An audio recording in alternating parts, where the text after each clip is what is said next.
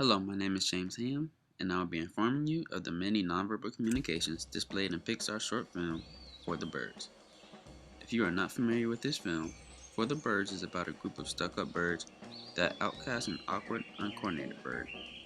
As the story begins, you see a bird fly and land on a wire. Let's call him Bird A for this scene. As the second bird enters the scene, which will be Bird B, he lands very close to Bird A. This is proxemics, the use of physical space. This will be the first code of nonverbal communication that we will discuss. Due to the lack of space, we see Bird A's unhappy reaction. Not only did Bird B land extremely close to Bird A, which invaded his personal space, but also spread his wings, which invaded his territory. Also notice that these birds are identical, which leads us to our next nonverbal code, physical appearance. As we observe these birds, all of them are pretty identical, except for one. This bird here. He is tall, lanky, uncoordinated, and goofy looking. According to page 236 in Nonverbal Communication, physical appearance is the visual attributes like hair, body type, and other physical features that either make you attractive or unattractive. It is obvious here that he is considered unattractive because of these features. Immediately, they take advantage of this and begin to mock him. As the awkward bird gets their attention again, we notice a change in their facial expressions.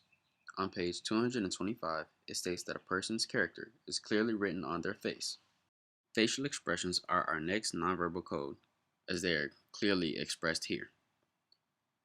They are all startled and express different emotions, as we can see: shocked, angered, nonchalant, and worried.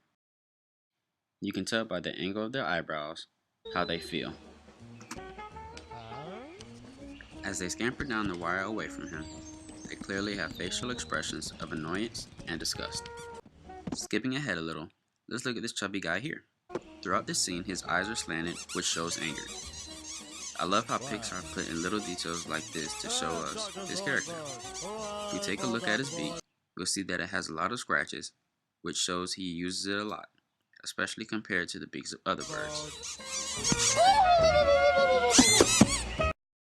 In this clip, you can see the difference between his beak and the beak of another bird. As two birds begin to hammer on the toes of the outcast, one bird begins to chirp as if he's chanting, which gets everyone to join him. This shows that he is using vocalics to demonstrate his power to influence the others to join in. This is a form of kinesics and vocalics.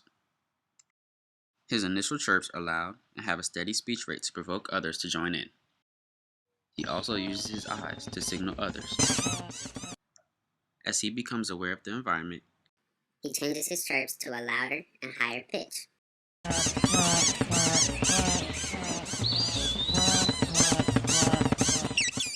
The speech rate also speeds up. In doing this, he exerts a dominance over the birds to get their attention to help stop the hammering of the middle two birds. In my personal life, I can use nonverbal communication to improve my relationships with others. I can start with my girlfriend's family. My girlfriend is half Portuguese, and her family likes to greet with kisses and also likes to communicate closely with one another. When I was first introduced to this, I thought it was a little awkward and I felt they were invading my personal space. Now with understanding, I realized that it's in their culture. If I open my mind to it and realize that they mean no harm, I can strengthen our relationship. I'm also aware that backing up could be disrespectful. In my professional life, I can apply these codes to not judging people off of physical appearance. For instance, if I go in for a job interview, instead of judging my potential boss and thinking he's a nerd because of the way he dresses or because of artifacts like glasses, I should listen to him and get to know his personality.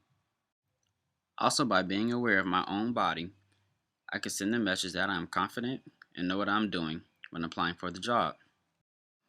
Applying these codes and being aware of my own actions can help me land my dream job.